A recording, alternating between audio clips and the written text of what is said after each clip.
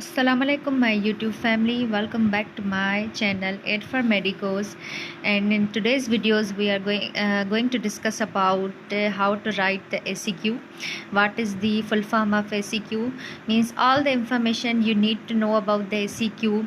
So we are going to discuss about in this video. This video will be very helpful for the new beginners because they find SEQs quite difficult to write. So hope this video help out. So first we are going to discuss about the tips to follow during writing the SEQs. What do you mean by the SEQ? The full form of SEQ is structured essay questions. Like most of the time we understand it is a short essay questions, you can say, but the exact full form of SEQ is the structured essay question. Structured essay question means you have to answer a structured question.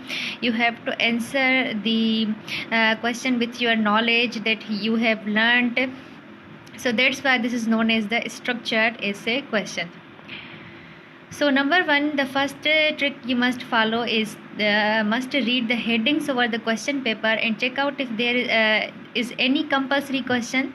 Then first go and try to solve it, because when mainly we get the question paper, there are certain number of the questions, like 7 number of the question, and you have to attempt the 6th question. So there must be maybe one question that you have to attempt in any condition, and that question is known as the compulsory question. So check out if there is any question mentioned for the compulsory question, then first go and try to solve it. Number two, read the question and note the demands of the question and answer according to it. Like most of the students do the mistake that they don't read the question, just read the one word and start writing the answer.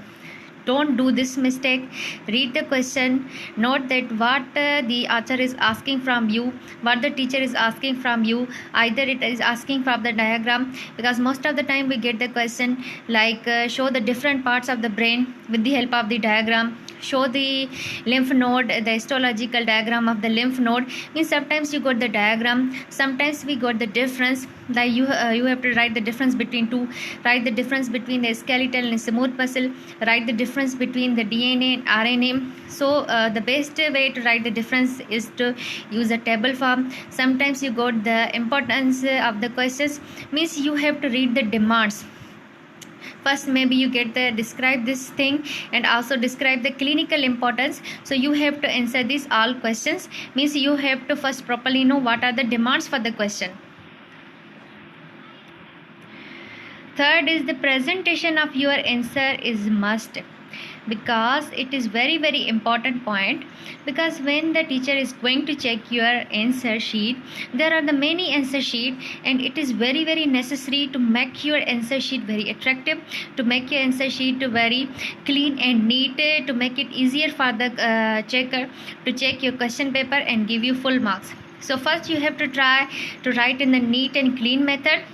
Second, use the color markers for headings, because this usually mention that what things you have described in your answer. So color markers for headings are very necessary. Headings in fact are very necessary.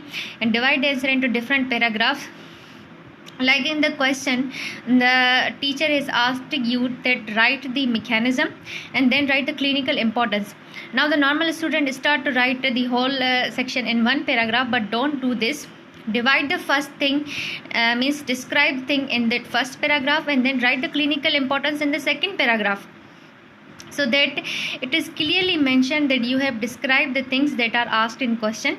And always don't forget to write the question number, because it is very necessary, because your question answer sheets are checked according to your question number. So don't forget to write the question number. Try to make diagrams and graphs, because these are the plus point for getting the more marks, because diagram is very necessary, especially in the anatomy. You have to make the diagrams. In every topic you find the diagrams. And also in the physiology, if we can see the physiology, we also get the diagram. If we don't get the diagram, try to make the graphs, because these are very important things. If you want to get more marks, if you want to get more marks than other students, then also try the making the graphs and diagrams. depend on your time. Always have a look on your time, that what is time now and how many questions you have to attempt. Most of the time students do the mistake that they waste their whole time on one question, means they spend the time of two question on one question.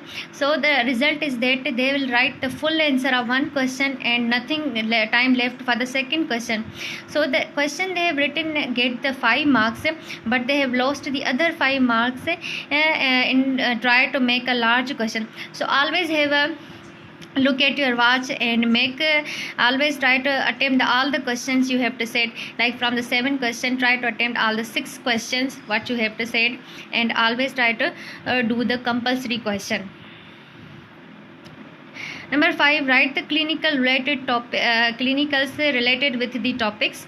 Like what are the clinicals? Like clinicals, everything where is the question, there is something related to it.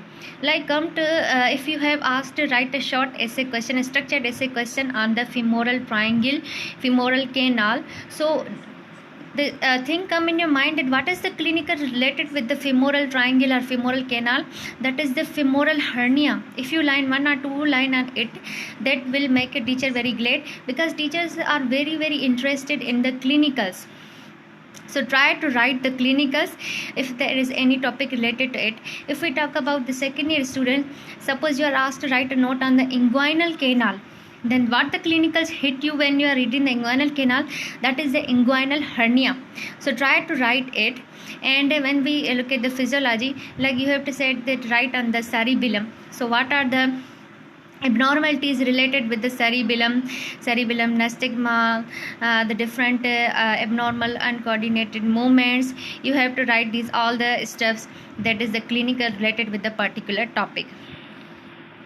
So these all tips are very very necessary if you want to get the full marks in your paper, and definitely follow these all tricks because they will help you. And if you want to see the samples of my question paper, because I have solved many SEQs, you can find them on my Facebook page and Instagram page @4medicos, and much more information you can get from there.